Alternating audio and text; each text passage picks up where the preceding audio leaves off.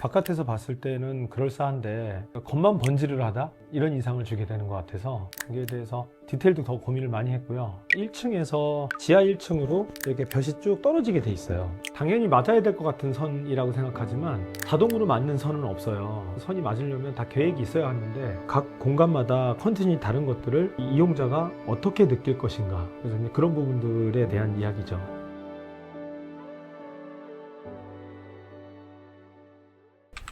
오늘까지 이제 해서 이 외부 가림막 비계 철거하고 있거든요. 해체 거의 다 한 것 같아서 조심하셔야 돼요. 여기가 경사지라서 지하로 인정을 받은 장소인데 실제로는 1층의 컨디션을 갖고 있는 거죠. 2층인데요. 여기 2층 개방감이 너무 좋아요. 앉았을 때는 딱 그냥 안정감을 줄 수 있는, 왜냐면 또 바닥까지 창이면 약간 불안함이 있거든요. 맞습니다. 여기가 좋습니다. 3층. 저희가 쓰려다가 진짜 고민 끝에 여기는 임대를 하기로 했거든요. 장소도 넓고 한 38평 정도 되거든요. 네네. 오늘 마지막 가설 철거하고 반출하는 날입니다. 건물 감싸고 있던 거는 완벽하게 다 걷어낸 상태고, 건물의 이런 밑면의 형태들이나 이런 것들이 이제 다 적나라하게 다 드러나서 한번 올라가 볼까요? 네. 여기 발 조심하세요. 점심시간이라 주무시고 계시네요. 우침을 방해하지 않기 위해서 올라가 보겠습니다. 아래층에서 보셨던 커튼박스 마감된 상태네요. 그죠? 이런 식으로 마감이 되는 거거든요. 쫙. 페인팅 거의 끝난 것 같습니다. 천정. 마지막 6층 화장실이거든요. 6층 화장실만 되게 스페셜한 타일을 한번 써봤거든요. 네, 되게 고급스럽습니다. 좀 편안하게 야외도 약간 즐기면서, 큰 대회의실이거든요. 여기 입점업체들 다 같이 공유할 수 있고, 또 이 로컬에서 일부 대관도 가능하고, 또 소모임 같은 것도 할 수 있고, 그런 장소로 쓰려고 합니다.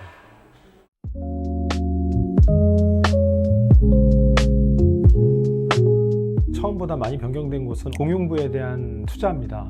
거기에 대해서 디테일도 더 고민을 많이 했고요. 비용도 또 많이 더 들어간 것 같아요. 바깥에서 봤을 때는 그럴싸한데 살짝만 안으로 들어가도 뭐 소재가 좀 떨어진다든지 여러 가지 마감이나 이런 부분들이 좀 좋지 않으면 겉만 번지를 하다? 이런 인상을 주게 되는 것 같아서 계단실의 난간, 엘리베이터실, 모두가 쓰는 공용 화장실들, 네, 이런 것 같아요. 사실은 지하 공간에 딱 뚜렷한 목적이 있었거든요. 그래서 거기에 맞춰서 설계를 했었습니다. 근데 내부 사용 목적과 거기에 따른 설비, 전기, 창호 이런 것들에 대한 연계성은 되게 중요한데, 이런 부분들을 충분히 설계했음에도 불구하고 나중에 그 목적이 좀 변했거든요. 바뀌기도 하고. 그렇게 됐을 때 결국은 비용의 문제가 생기더라고요.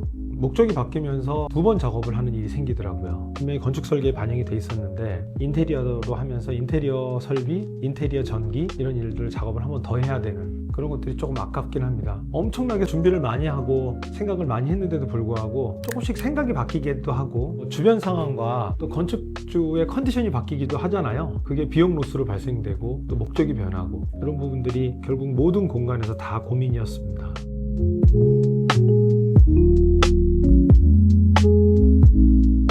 저희 A3는 디자인을 할 때 비례, 질감, 빛이라는 이 세 가지 요소를 가지고 중요하게 공간을 표현하는데요. 이 부분을 그래도 우리 건물의 아이덴티티로 삼아서 이걸 가지고 한번 풀어보자. 이 기준은 좀 변하지 말자. 여기에서 제일 중요한 외부를 마감 짓는 석재를 굉장히 신중하게 골랐습니다.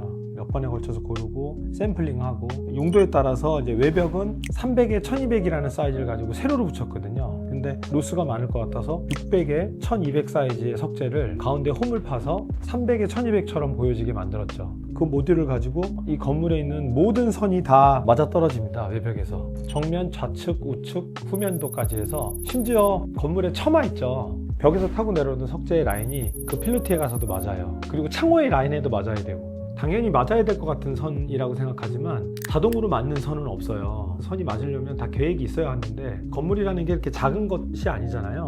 작은 내부 공간도 하다 보면은 어떤 문의 선, 창호의 선, 조명의 라인의 선, 천정과 벽이 만나는 선, 벽과 바닥이 만나는 선, 이런 것들이 서로 다 겹치는데 이게 한 면으로 이루어지는 것이 아니잖아요. 내부만 해도 6가지 면이 있고 그 라인들을 다 맞춰 나가는 것들이 되게 힘들었어요. 그리고 어쨌든 외부가 단 한 가지 재료로 끝나기 때문에 그 재료에 대한 질감도 중요했었고, 외부는 잔다듬, 엘리베이터실 바닥과 계단 바닥은 레더라는 마감이 있거든요. 가공을 하다 보면 돌의 약한 부분이 패어나가서 마치 가죽처럼 마감되는 레더 마감, 브러싱 마감, 한 가지 석재를 가지고 세 가지 마감을 했던 그런 현장이에요. 개방된 창문 그 속에 모든 간접 조명이 건물 외부를 은은하게 비추거든요. 내부에서는 분위기 조명이 되도록 디자인한 점들, 이런 것들이 아마 이 건물의 시그니처가 될 것 같습니다. 아무래도 가장 신경 쓰고 예산도 많이 할애하고 여기는 꼭 이렇게 잘 해야겠다고 생각한 부분은 6층 천창, 그다음에 6층에 이제 테라스 공간이 제일 크거든요. 거기와 내부의 연계성입니다.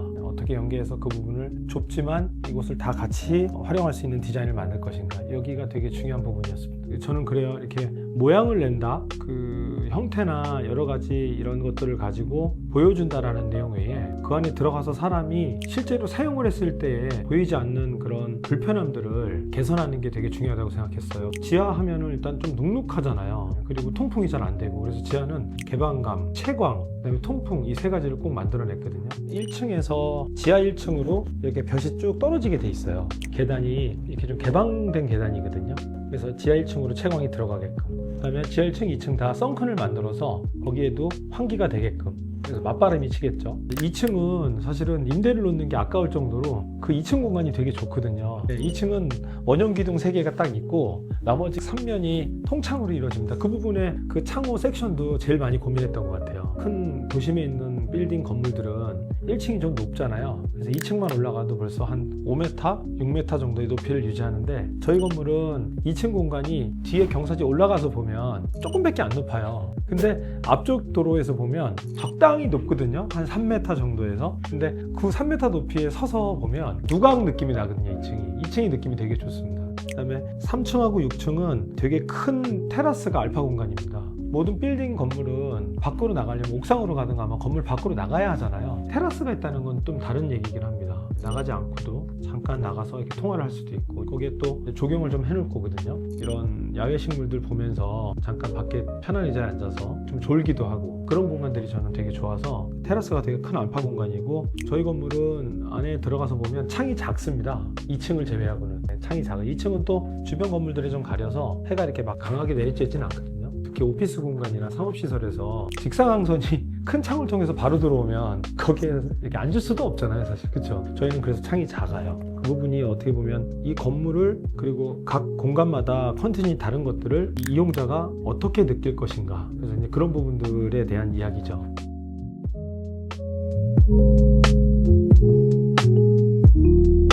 집을 짓는다는 건 이 집을 지어서 얼마를 벌겠다라는 목적보단 내가 이 공간에서 더 건강하고 뭔가 좀 더 만족스럽고 좀 풍요롭고 아름답게, 좀 더 넓은, 이왕이면 좀 멋진, 뭐 이런 단어들이 떠오르네요. 집이란 곳에. 그러면 일터, 사무공간, 뭐 판매공간, 이런 근린 생활시설 공간은 그러면 이 건물을 짓는 목적이 이 건물을 잘 지어서 얼마를 벌까라는 쪽으로만 목적이 된다면 결국은 가성비로만 지어야 하네요. 건축은 가성비로만 지으면 그 안에 들어가는 사용자나 만든 사람이나 다 애정이 안 가죠.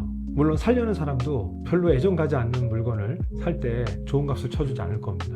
그래서 저는 집과 일터와 판매를 하는 공간은 다 어쨌든 그냥 사람이 들어가서 사용하는 공간이잖아요. 저는 목적을 분명히 했으면 좋겠습니다. 물론 저는 저희 회사가, 저희 직원들 모두 이렇게, 그리고 또 입점하는 업체들이 다 기분 좋았으면 좋겠다라는 목적을 분명히 했고요. 거기에서 변하지 않으려고 노력을 많이 했습니다. 그 노력은 생각보다 쉽지 않아요. 그럼에도 불구하고 다행히 지금까지는 그래도 크게 처음의 목적과 달라지진 않은 것 같습니다. 저는 꼭 말씀드리고 싶은 건 뚜렷한 목적을 가지고 그 목적을 흔들리지 말고, 물론 뭐 이런 아까처럼 되게 소소한 부분들이 많이 바뀌고 고민하고 해결책을 찾아야겠지만 그래도 큰 틀의 목적은 바뀌지 않았으면 좋겠어요. 그리고 저걸 하는 이 과정도 인생의 한 부분이니까 그 목적에서 바뀌지 않고 좀 즐겁게, 이왕이면 내 집을 짓는 마음으로 내가 하고 싶었던 걸 하는 그런 과정과 그런 경험을 하는 길을 권합니다. 23년 5월에 계약을 했기 때문에 23년 말까지 설계하고 인허가, 해체, 용도 변경 이런 것들을 했던 그 200일의 시간과 24년 초부터 지금 25년 중순이죠 까지 했었던 500일, 이제 700일 정도 되네요. 얼추 앞으로의 2주. 그러면 계속 그걸 마무리하고 이사 이후에 정리되면 그때 또 전체적으로 완성된 모습으로 그때 한번 또 다시 뵙도록 하겠습니다.